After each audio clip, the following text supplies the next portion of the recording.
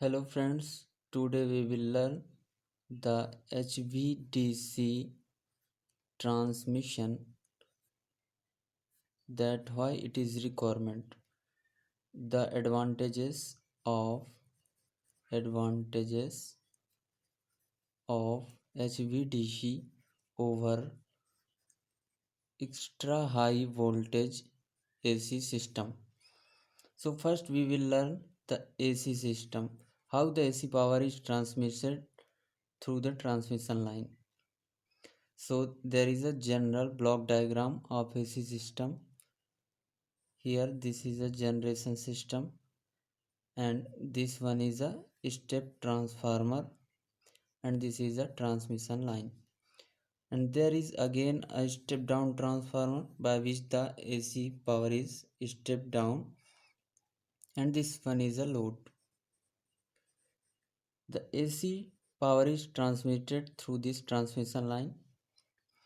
So the power which is transmitted through this transmission line is given by this equation EF Vt upon X equivalent sine del.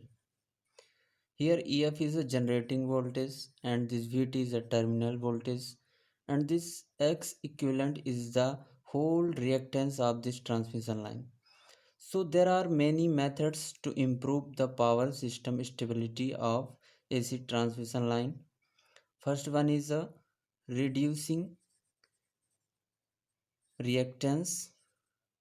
Second one is increasing amplitude of excitation voltage, that is EF. So there are methods to reduce XC. If we reduce this reactance X equivalent, then power can be pushed up, because there is an inverse relation between the power and reactance X equivalent. Then this power can be boosted to transmit over this transmission line. There are many methods. First one is using bundle conductors.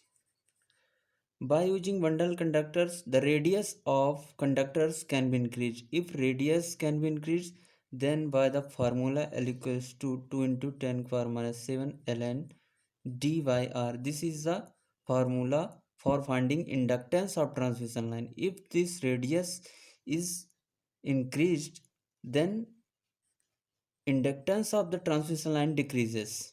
There is an inverse relation between inductance and radius. So if the inductance is reduced, then X equals to omega into L. If this inductance is decreased, then reactance is also decreased. If this reactance decreases, then power can be boosted up. So this one is the first method that by which the power system stability can be improved. Second one is using double circuit line. If we use double circuit line, then the reactance is also can be decreased, so that power stability can be increased. There is a third method that is using SVC. SVC is a static var compensator. By using static var compensator, we can modify and compensate the amount of reactive power which can be transferred and received from the transmission line. If we do this, then the reactance of this transmission line is decreased, so that the power transfer through this AC transmission line is increased. Second is increasing the magnitude of this EF. If we increase this excitation voltage, then power can be directly increased by this increasing this excitation voltage. But the main problem is that there are many problems regarding the transfer of power in this AC system. That first is a voltage control, second one is a frequency control, power factor correction. Since it is a AC system, so there is a role of power factor. So these are controlled by many compensation techniques, like using static Static compensation means sorry, series compensation. Second is shunt reactor. Shunt reactor is used to reduce the terminal voltage, the voltage at the load side, because sometimes due to capacitive effect, this is suppose a transmission line and this is a generating station, this is EF, and this is a terminal voltage plus minus VT. If this terminal voltage increases from the EF by the capacitive effect, then to compensate this effect, we have to use shunt reactor at the load side. If we use this shunt reactor, then the receiving side voltage can be compensated to reduce Ferranti effect. So these are the problem. First one is a voltage control, frequency control, power factor controls. These are the problem which occurs in the AC transmission. If I talk about the transmission of HVDC, HVDC means high voltage DC transmission. Means we are transferring the power, that is DC power. In DC power, we transfer this direct current at high voltage. At high voltage. At high voltage, we have to transfer because it reduces the losses. If I talk about the block diagram of HVDC system, so there is a generating station. This is a inverter, sorry, rectifier, and this one is a inverter, and this is a step down transformer, and this is a load. Here a step up transformer is used, and this is a step down transformer, this is a inverter, and this is a load, this is a transmission line.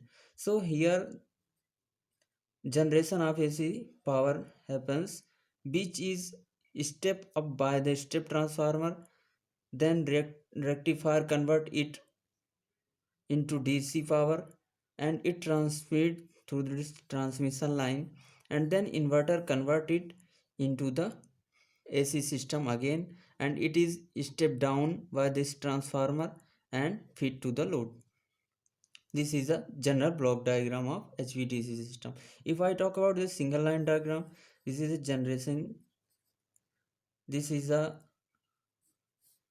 step up transformer, and this is a rectifier which convert AC into DC. This is a inverter, this is a inverter, this is a transformer, and this is a load. This is a transmission line. So the power transferring through this HVDC system can be given by EFVT upon X equivalent sine del. So if I talk about this HVDC system, here frequency is 0 because of DC power transmitted through this transmission line.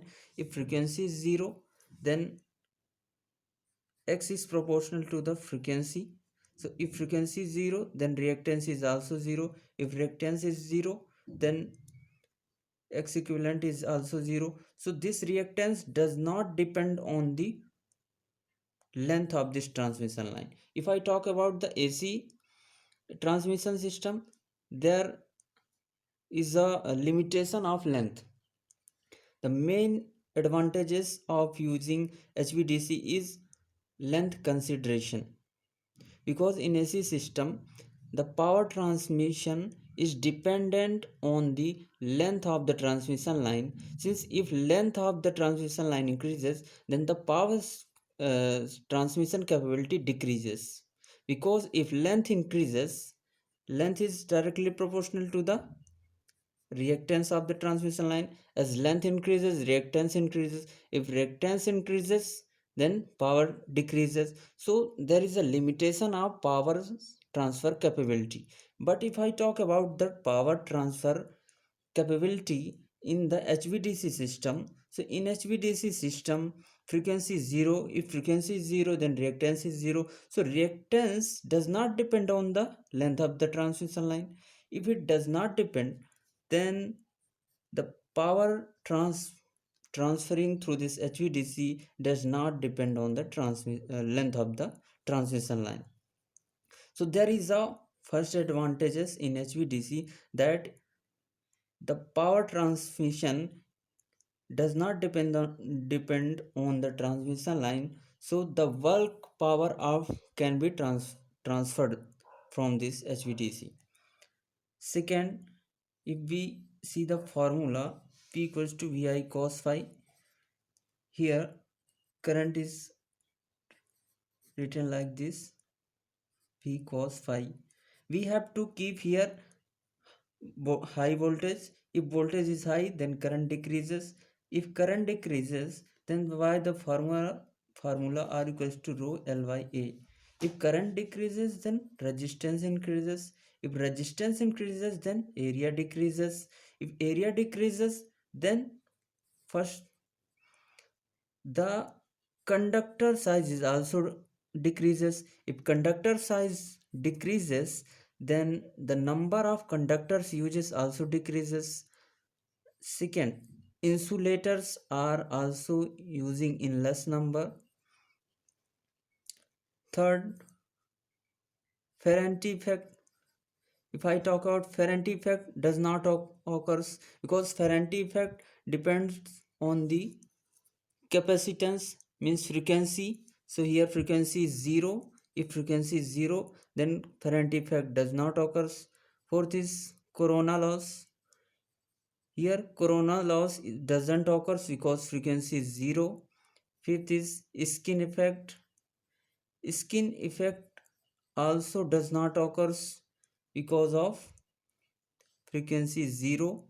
Skin effect is the effect which occurs due to non-uniform distribution of AC power. Since this is a DC, so there is a uniform distribution of DC current over the surface of conductor. So there is a uniform distribution of current. So this in skin effect also does not occur. So these are the main advantages of HVDC transmission. The main advantages is the power transmission through HVDC does not dependent on the length of the transmission line, so the bulk power can be transferred through this HVDC. If I talk about the disadvantages of this HVDC transmission, so there are also some disadvantages. First one is when we convert AC power into DC power, then harmonics can also generate, because of by conversion of DC power to AC trans power, there is a frequency. If frequency involved in this system, then harmonics generates. To compensate harmonics, we have to use filters. If we use filter, then initial cost increases. The main disadvantages of this HVDC is initial cost. By using inverter, by using rectifier, these increases the initial cost. That's why it is not preferable for the transmission line less than 600 kilometer. If the transmission line is less than 600 kilometer, then this HVDC is not economical. If I talk about the second loss, second disadvantage is initial cost. Initial cost is high. Initial cost is high of this HVDC, and HVDC is feasible for for the voltage greater than 400 kV. It is not feasible for voltage less than 400 kV. The same reason, initial cost. If initial cost increases, then it is not economical. So from economical point of view, it is not used.